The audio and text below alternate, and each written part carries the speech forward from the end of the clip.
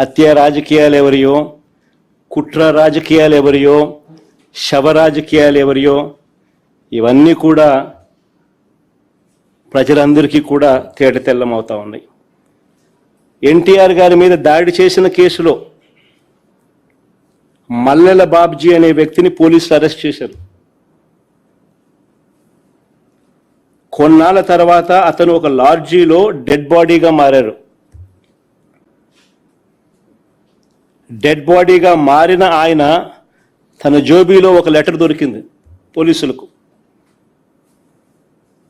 ఆ లెటర్ సారాంశం ఏమిటంటే తనకు 3 లక్షలు ఇస్తానని చెప్పి చివరికి 30,000 ఇచ్చారని దాని సారాంశం. అసలు ఎన్టీఆర్ మీద దాడి కోసమే డబ్బులు ఇచ్చారా, అది నిజమైతే ఇచ్చింది ఎవరు అన్నదానిపై దర్యాప్తు లేదు.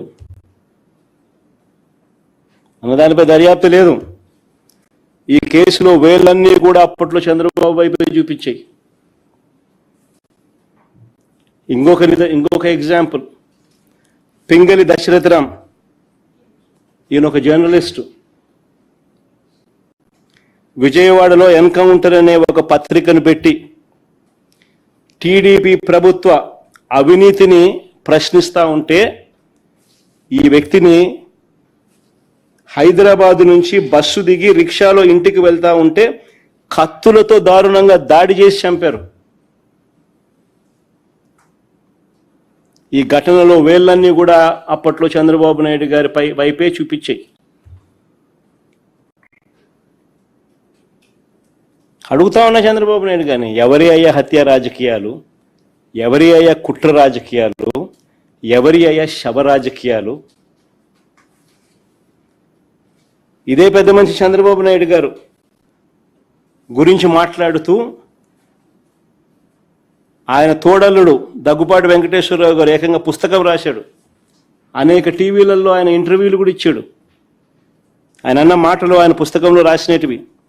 ధర్నాలు ఆందోళనల సమయంలో బస్సులు తగలబెట్టాలంటూ చంద్రబాబు పార్టీ క్యాడర్కు చెప్పేవాడని.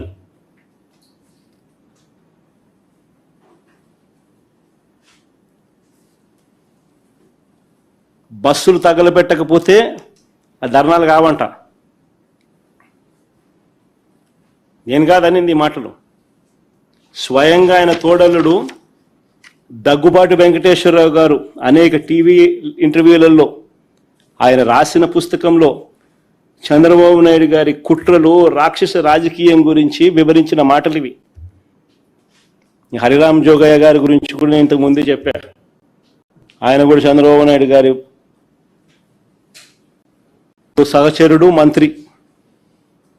ఏ రకంగా చంద్రబాబు నాయుడు గారు కుట్రలు చేస్తారు, రాక్షస రాజకీయాలు చేస్తారు అన్నది ఆయన కూడా సువివరంగా కూడా వివరించినాడు.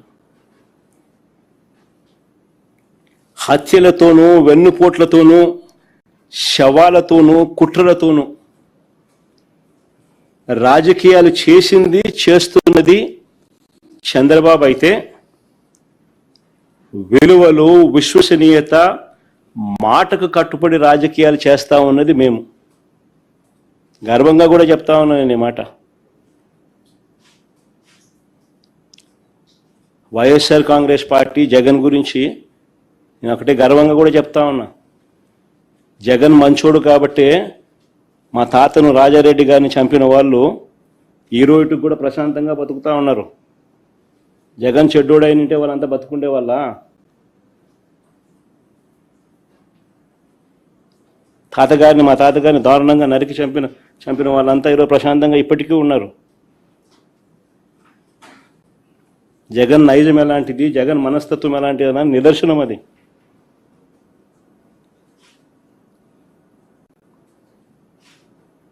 వారికి ఎప్పటికీ ఏమీ కాదు. ఎందుకనంటే మాకు నేర్పించింది రాజకీయాలు ఎలా చేయాలని మాకు నాన్న నేర్పించింది హత్యలు చేయమని కాదు, చంద్రబాబు నాయుడు గారి మాదిరి ప్రజలకు మంచి చేసి మంచి పేరు తెచ్చుకొని రాజకీయాలు చేయాలని. అది చంద్రబాబుకు మాకు ఉన్న డిఫరెన్స్. రాజకీయాల్లో ఎవరికి కుట్రలు అవసరమో, ఎవరికి కుట్రలు గొడ్డళ్ళు గుణపాలు అవసరమో ప్రజలకు బాగా తెలుసు.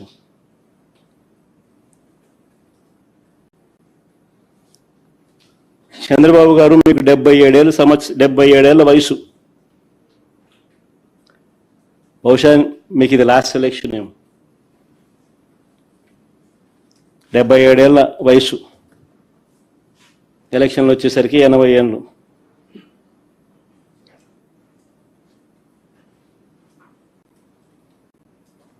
ఈ వయసులో కూడా ఇలాంటి దౌర్భాగ్యమైన రాజకీయాలు చేయడానికి సిగ్గుగా నీకు అనిపించడం లేదా చంద్రబాబు అని అడుగుతా ఉన్నా.